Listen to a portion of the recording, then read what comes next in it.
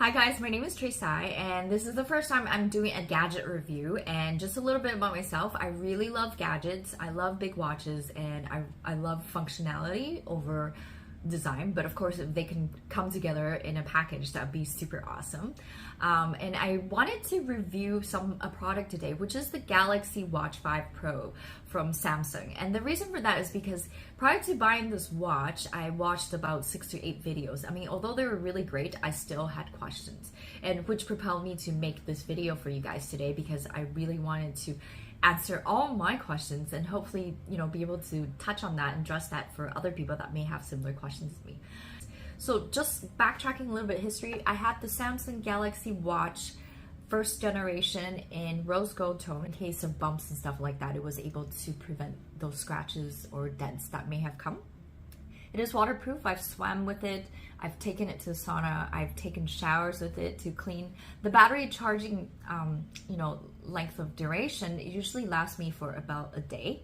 If your phone surface is out of service, you're not going to get the same benefits that you're hoping for in your watch because there is no surface. And at the same time, for me, I love the watch and all the functionality and all the tracking capabilities that it can provide.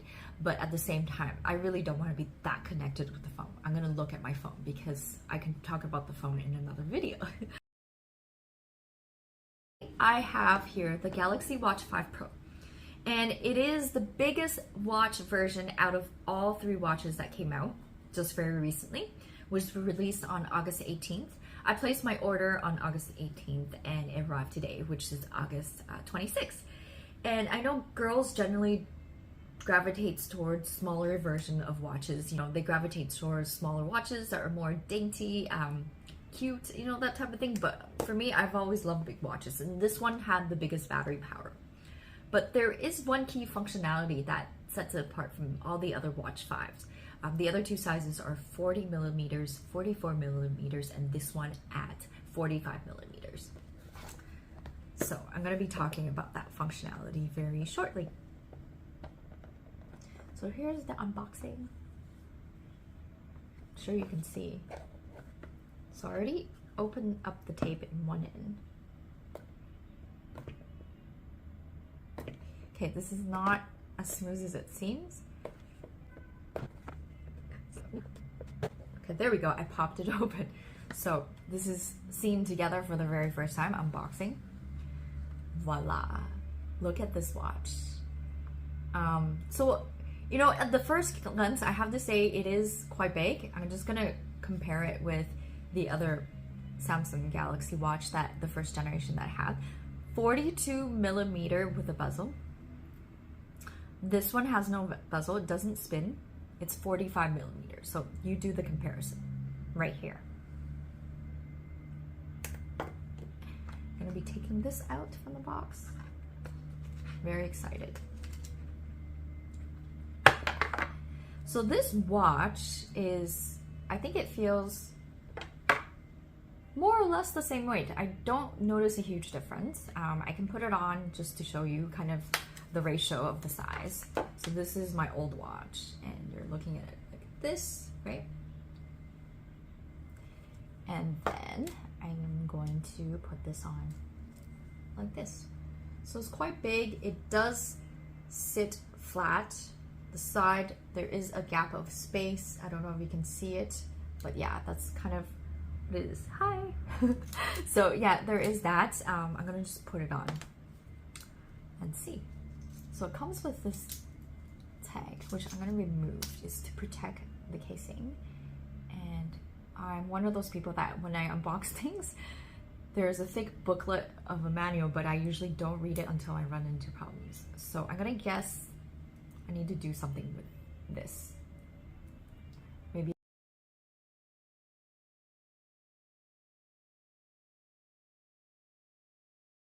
The beauty of this is that, no matter how small your wrists are or how big they are, you can always adjust it manually.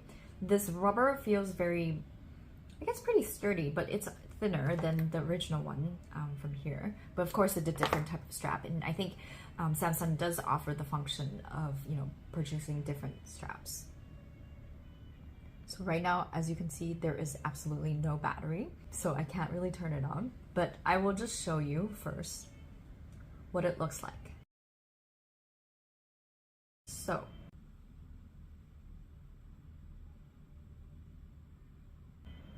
now, as a girl, I can tell you, sometimes you wear long sleeve shirts or jackets, and you know, if you have really big objects, jewelry or watches, it does tend to get stuck, you know, and you know, get in the way. But I feel like, yeah, this might run into that, but you know, I have to see. This is the very first time I'm wearing this watch, so I will test it out and get back to you guys on that. I like to wear my watch more snug because I find that it helps with measuring your heart rate. I'm gonna charge this up a bit and come right back to you. I saw this from another Samsung watch video, and it was really important because when they unboxed it, they were looking for the charger, and which I was too. So it's just to let you know, it's underneath it, within the cover. So you just kind of have to pull it out. And here is the charger. Let's see what we're gonna find. What's going on? Let's open this. Okay, so there's quick start guide, the usual.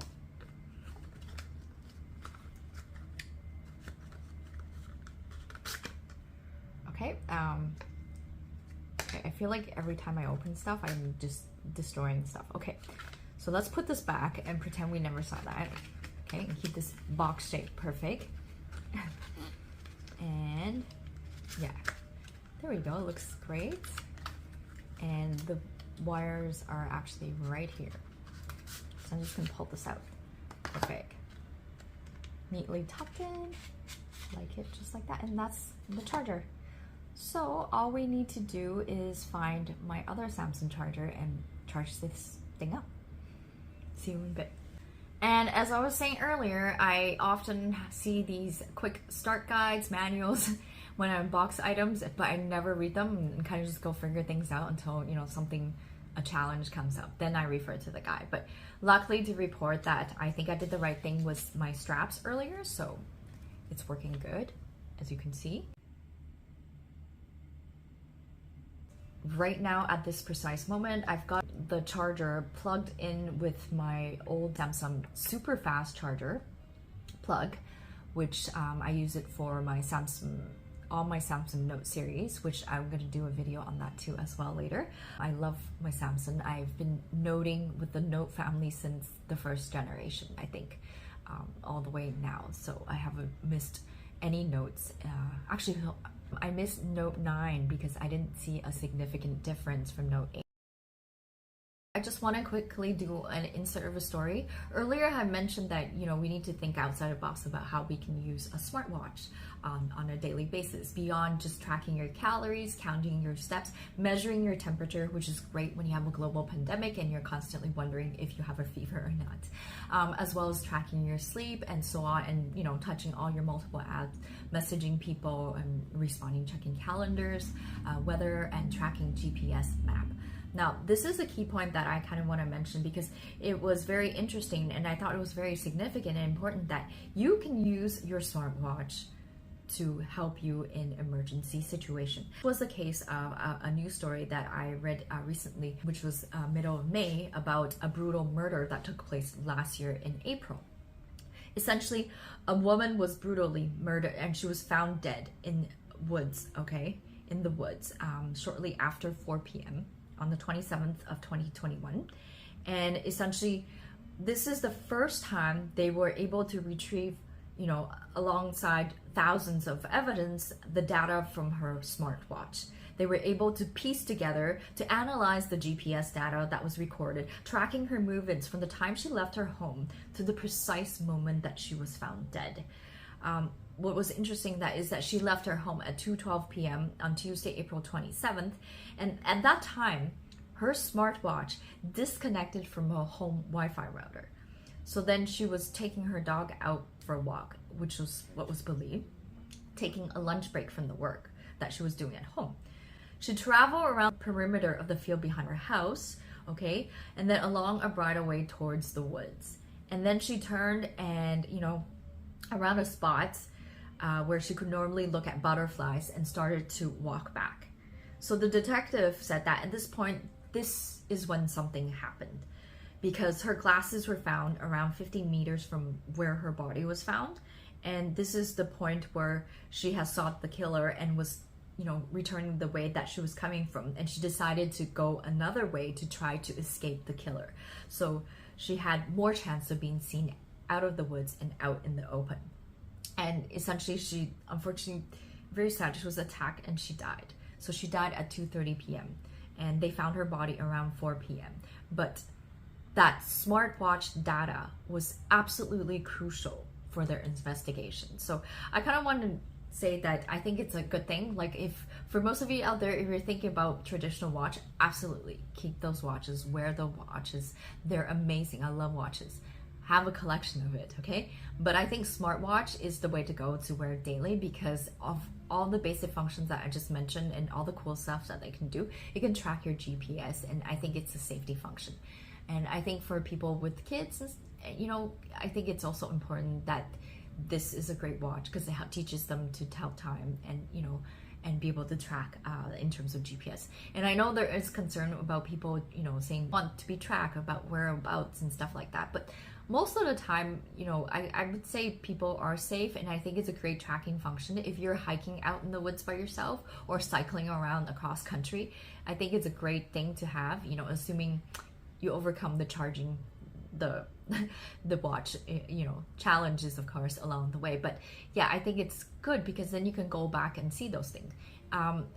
Aside from that, if you're just exploring new path, you know, while you go on a hike or camping, you know, on, you know, the woods or something like that, and you can backtrack, I think that's a great function because next time you're gonna know the exact location that you found a precise plant, a particular unique, you know, great beautiful shot, you know, of something that you saw, or a unique rock along the way, so to speak, or a certain type of animals that, you know, was hanging out on the branches of a certain type of tree. I think this this GPS function is actually something, a great function. Earlier I had mentioned that, you know, the tracking GPS functionality of smartwatches is important, and I also want to share that I've never had LTE services subscribed, you know, additionally for my watches. I don't plan to because I've read online, you know, I'm not an expert of course, but I feel like I don't need that functionality. Again, I mentioned if your phone service is out of service, such as the case in recent times, a major telecommunication company, the whole entire system shut down. You couldn't even call 911, right? You couldn't even call someone for help. I think at that stage, you know, really any sort of devices, they're all just gonna shut down, LTE or no LTE. So I think that's something to keep in mind. Of course, this can change, and that's how technology is. It keeps unfolding and keeps changing and evolving. I just think overall the functionality of being able to track your route is very important because you could send help for that, right? Before my watch came today, I was actually kind of a little bit afraid that it was going to be too big for me and, you know, I might exchange for a smaller size watch, but I don't think I'm going to go back because for one thing that's really important to me is the function that it's able to offer. And what sets it apart with this Samsung Watch 5 Pro is, again, that tracking function where it can backtrack of, you know, the same route that I went out and came back in. So I like to really test that out, and I think it's an important function to have. We are at 100% and finally it stopped charging. So just very quickly right here, here's my watch again. Very excited. And I'm just gonna put this on.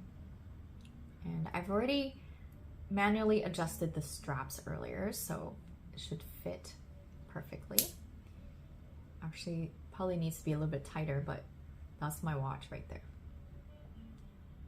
Oh, I needed to actually turn it on. Of course, facing you guys. I don't think it's a bad size. I mean, it's bigger, but I love it, you know, and it's not too heavy on me. The strap is a little bit tighter, and which is good though, so it doesn't fly off, you know, if you're doing cycling or hiking, climbing mountains, doing that type of thing, active. Because of the black, you know, matte finish watch band, I feel like that, you know, you could get fingerprints, or sometimes if you put sunscreen, it could, you know, show up, but that's the natural situation of having anything that is black, of course. You can see the fingerprints. So there I started the watch. I'm just gonna take this off so that it's easier to show everybody. I think the trick to removing this clasp is you kind of have to push your nail underneath in between. So if you can see, it's right here. Okay, so what I did was I kind of wedged my nails in between to open that up.